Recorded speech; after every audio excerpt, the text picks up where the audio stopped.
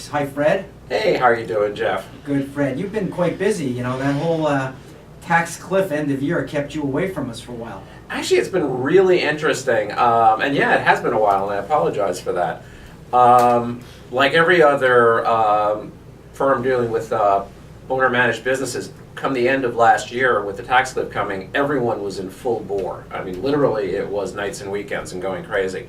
We all expected, actually, in January that, okay, we're going to get a chance to breathe and whatever, but do you remember the old Roadrunner cartoon when Wile E. Coyote goes running off the cliff and just keeps on going out into space, keep running along? That's exactly what's been going on. It has not stopped. We've got now 3 M&A transactions going in the office for companies. We've got investment transactions going on. Everyone is just moving forward. It's actually really, really interesting. Well, you know, if it wasn't a law firm, I'd say it's really good that you're busy. Well, actually, we're the good side of the shop. I mean, if the litigation side is busy, that's not a good thing in the world. But actually, one of my clients views me as sort of the canary in the coal mine because he says, if the business side of the shop is busy, it shows that people are planning and doing things because we're actually a leading indicator as opposed to a trailing indicator. That's a very good point. Yeah, things, when people are thinking of doing things, they'll come to the business side and start dealing and planning, and it shows transactions that are going to happen or investments that are going to happen. The litigation shop is busy, then you know you're entering into a recession because nobody wants to settle or walk away or compromise. You know, I've seen a lot of business uptake too. I don't want to mention the client because they don't have permission, but I have a fairly large client that has signed some lucrative contracts and has actually tripled already since the new year. And that was a good sized business before. Oh yeah, businesses are growing. I mean, it's fascinating. It's everyone's worried about what's been going on with Congress and the fact that people are thinking, well, hey, it's going to be in trouble or we're not going to do things or whatever. The new normal, which is truly bizarre, is basically business has now absorbed the fact that Congress can't do something. But they're not stopping as a result. They initially were frozen, but now they're just moving forward and accepting it. I agree with you 100%. I did a speech last week about my book, and someone said to me, so what do you Imagine think? you speaking. I can never picture that. They said, what about, you know, what do you think about the government? And I said, ignore them. Yeah, it's exactly what Ignore people them do. and run your business. You know, the great example that I tell clients all the time when they do talk about it is I say, remember September 11.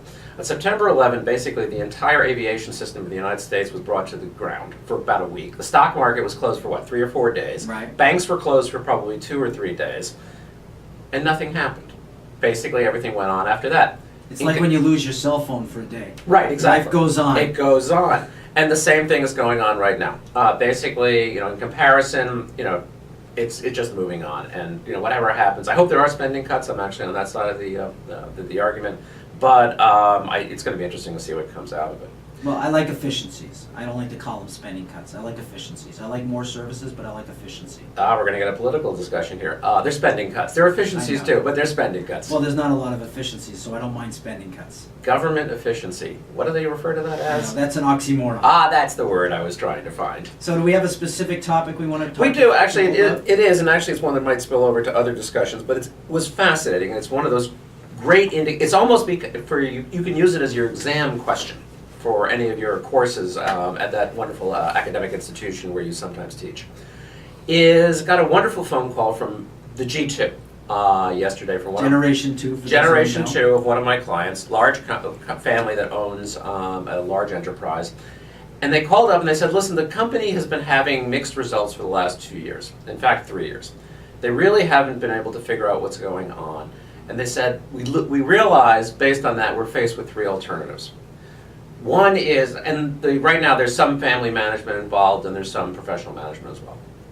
They basically said, we've got 3 things we figured out we can do. 1 is do nothing. 2 is do a strategic transaction, sell, find a major strategic investor, something like that. Or 3, do a major turnaround and turn around the company.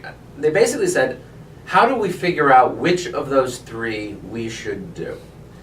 And it was a fascinating question. I mean, that's why I said for you, it is the ultimate law, except not law exam. I get asked that question every day. Exactly. But it's a great question for people. Because basically, as I said to them when I started the response, you can't go to Google and find, okay, strategic planning for family-owned businesses 101. The other interesting thing is that unlike many of the academic courses which you see provide, you know, it's easy to give the general explanation, whatever, but when you really have to come to the pedal hits the metal, and have them start doing it, you need to start talking about it. So I thought I'd do it, and knowing you're a gentleman who loves to talk and give his own views, I thought I'd do it as a dialogue with you. I sort of give you the idea of what we were thinking. The initial Well, I'll thing... tell you right now, I don't like door number 1. I don't mind door number 2 or 3, but that's a matter of personal choice. Actually, I disagree with you there. Imagine that, I disagree with you. Only because I said it. I set myself up. I think you've said one thing back in I 2011. don't like did the this- status quo. I never like status quo. No, I agree with you on door number 1. I said, Okay. you know, it's very interesting, and I heard it on NPR this morning as well, on a different thing entirely. It said doing nothing is a choice. It is an alternative, but it is not a good one. No, not in business. Not in business. And Right. even when things are doing fine, it's not even a choice. Not you in can make. business. It's never a choice. Exactly. It's the old shark. Right. It has to keep moving. I consider it like sailing. When a boat turns into the wind and you let go of the sail and the tiller, they call it going into irons. It stands still. It's not a good place for a business to be. Actually, we like you on an opposite side tack so that the boom can take you off the boat. But that's a different story we'll talk about. The interesting thing with these guys is you need to start pulling it back and saying, you can't answer the question until you know the situation. First thing you need to do is to get an idea of what's going on. Right. Because you could be in a doldrum as a company. In other words, a company could be doing fine.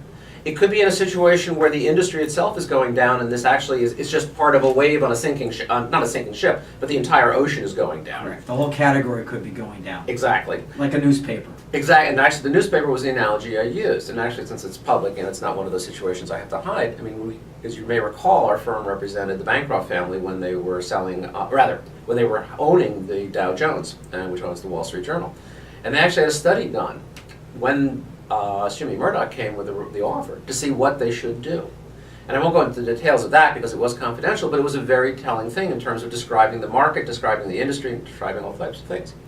The advice actually turned out to be quite prescient, and poor Mr. Murdoch ended up writing off, I think, $3 to $4 billion of that acquisition about 3 years later. The same thing holds true for this particular situation. They need to understand and learn what's going on in the industry as well as what's going on in the company. And then, based on that, they can start deciding whether or not, in truth, there's only door number 1 or door number 2, which is, do you do a strategic transaction? Is that a path?